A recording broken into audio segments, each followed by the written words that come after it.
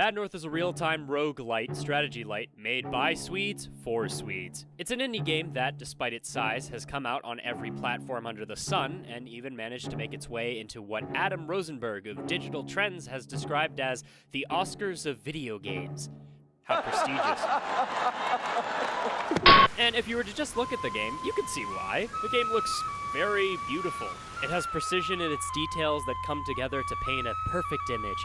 From plants and weather to color and geometry, the landscape varies island to island, but always encompasses a feeling of calm and serenity before it's completely shattered. The beautiful green fields get painted with blood, corpses create small hills on a cliffside. It's a spectacle that isn't captured on its immediate impact so much as its aftermath, with even the travel map showing the carnage and destruction to a T. Despite the beauty of the natural world, nothing can wash away the bloodshed of the lands of man.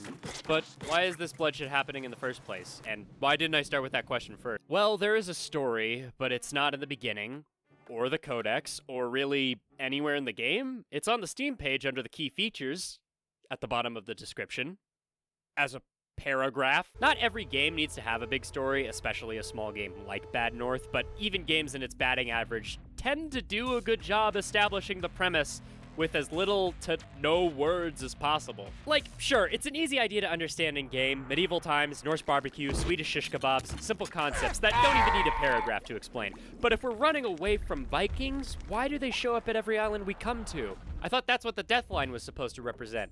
In fact, what does the death line represent? Is it a fleet of Vikings? Is it the fog from Silent Hill? Is the rebellion fleet from FTL in town? Okay, maybe that's a bit of an unfair parallel. Safe to say, though, you're not getting a story from Bad North. You could say it's emergent storytelling, but that's saying Stratego has emergent storytelling. But then again, who really needs a story to connect with the bare essentials when it's just the bare essentials? It's a game where you get what you get. You're hopping between islands, killing Vikings, saving homes to collect funds, to better equip those armies, to push back the Nordic hordes. And you know what? That's all you need, baby. Or do you? Bad North is a game where the question isn't which platform should you play it on, so much as which works best, because Bad North came to be on the Switch, then 8 days later came to the PlayStation and Xbox, and then a month or two after it got picked up on PC. And now, it's fucking everywhere. Even on PC, it gives you options for both mouse and keyboard along with the controller. So it might not be one-to-one, but it's the best comparison I have for console controls, and if it's accurate, don't play it on a controller. Don't do it. Some games operate just innately better on a given control scheme, like keyboard or controller. But Bad North is bewildering to me for the fact it came on console before even making it to PC. Because despite a nicety or two, it's not a game I'd recommend playing with a controller. Especially a game taking place in real time and with the features that come attached. But now lots of folks really praise how streamlined and cut down Bad North is, because a lot of strategy games feature a lot of complex features, mainly related to micro or macro management. Now you might be asking me, what the fuck does that even mean? And to be honest, I didn't even really know until I was writing up this video. I've played a fair share of strategy games, and those terms were always there, but sounded like buzzwords. But there are definitions, and in hindsight, they really can change a lot about how gameplay works. So I'm gonna use some entirely unrelated examples. Don't read too far into it. Frostpunk is macro, and while Frostpunk is a game that I want to drone on about another time, plenty of other games that'll be mentioned too in this video alone, but fundamentally, you're working towards immediate future goals. You're managing resources and allocating labor, preparing for future events when the time arises, stuff like that. Bad North is micro, and while there are some macro-esque elements, the immediate gameplay is stabbing Norwegian raiders with metal-tipped sticks. The scale is the immediate present, what's happening in a matter of seconds, not minutes or hours. Basically, if the bad man is dying, you're doing a good job. But if they're ramming through everything and burning down your real estate, that's bad. Most games, especially strategy games, combine these scales of macro and micro levels to create the gameplay. This also tends to tie into the third and final form of gameplay, the meta level, which is just the end goal, the thing to keep you coming back to the game. Just imagine it like your own personal macro level. So now you and I learned something new. Let's apply it to Bad North. Bad North still features that spectrum, but it's ultimately trimmed down to the simplest micro level possible. Everything boils back down to this screen, and this screen alone is the game. It's also the smoking gun that shoots itself in the foot. But before I say some words, and oh boy, there's gonna be words, let's mention some of its other strengths. I've already mentioned its graphics, also the level of detail with those graphics. Even with how minimalist it is, it makes it its strongest attribute. Their own Bob Ross bit with scenery like this is well earned. Also, believe it or not, it's pretty enjoyable to play out strategies in this strategy game.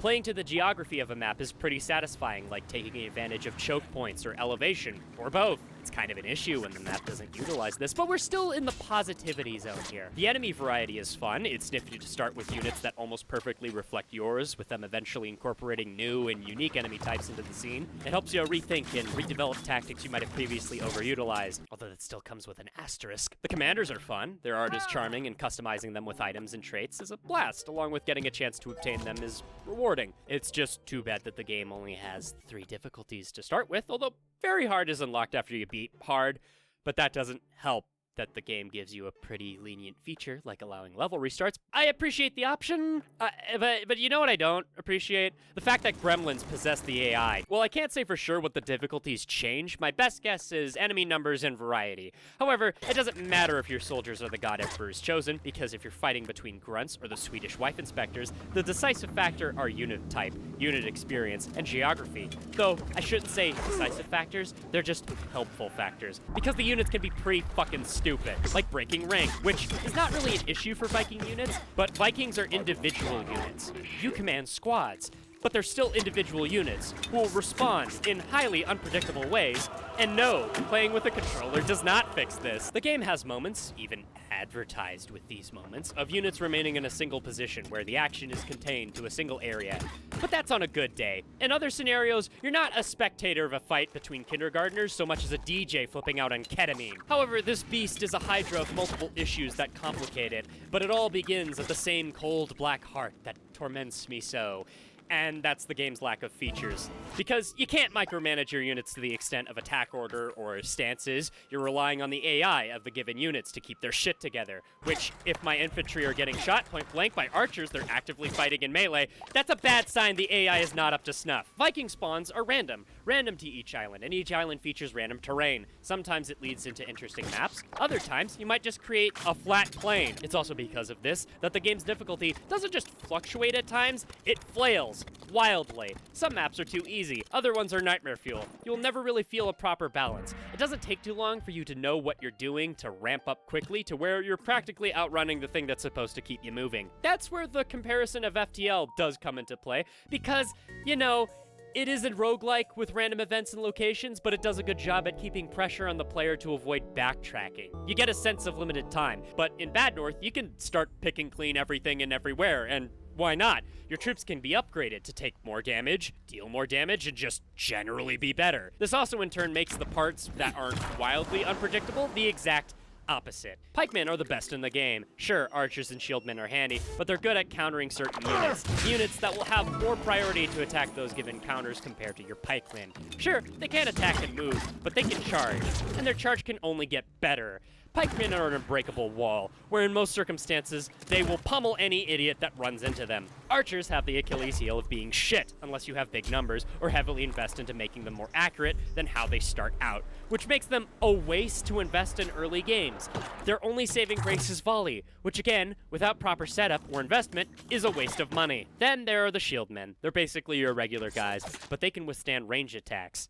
Sometimes. If you fully invest into them, they can be pretty formidable, and like the other classes, they also have a special ability called Plunge. It's a powerful attack that you can do at higher elevation, striking for a bunch of damage on top of an adjacent opponent below. You know, higher elevation, with an opponent directly adjacent below, which is based on the map.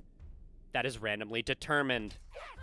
If you invest in Plunge, you're an idiot. But what about the other classes and abilities? There's only 3. But there are other additions like traits and items, and you're looking at them all. The codex doesn't tell you about the enemy types, but if it did, it could still fit on this page. For crying out loud, there are Flash games with more variety than this. Look, Bad North doesn't have a lot of options because the game is trying to keep things as simple as possible, but in its own attempts at simplification, it has to rely on systems that are not finely tuned with what needs to be accomplished. Because even if the islands where the battles can take place change, the strategies become one and the same. The enemy becomes stagnant, and in essence, so do your options. Because in an effort to be utilitarian totalitarian and is liberated of multiple systems and mechanics, it imprisons itself into a pit of repetition and torpidity.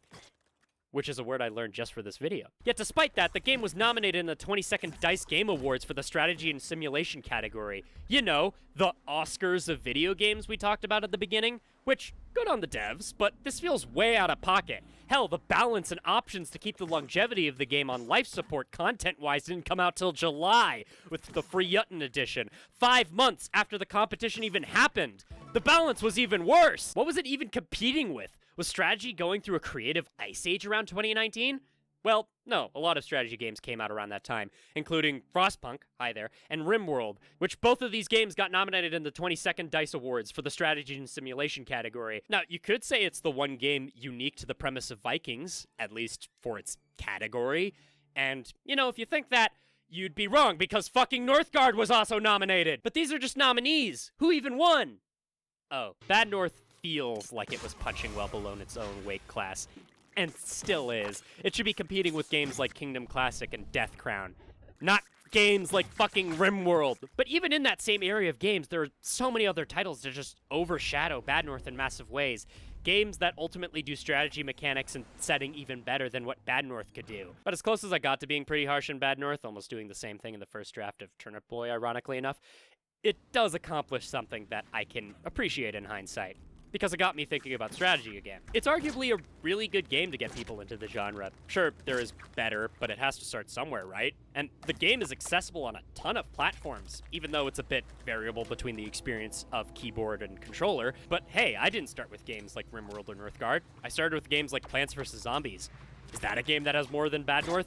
I'd actually argue, yeah, it does. But we gotta start somewhere, and for an experience like that, I can respect Bad North. It's fun, the kind of fun that stokes the fire of experiencing more of the strategy genre. It made the jump to mobile later in the same year it got nominated in the DICE Awards, and honestly, that's kind of a perfect place for it. It's just too bad that Into the Breach also went mobile literally 2 fucking years ago. It's flawed, a bit rough around the edges, but like the landscapes it sets out to create, it just has the right amount of detail to spark enthusiasm.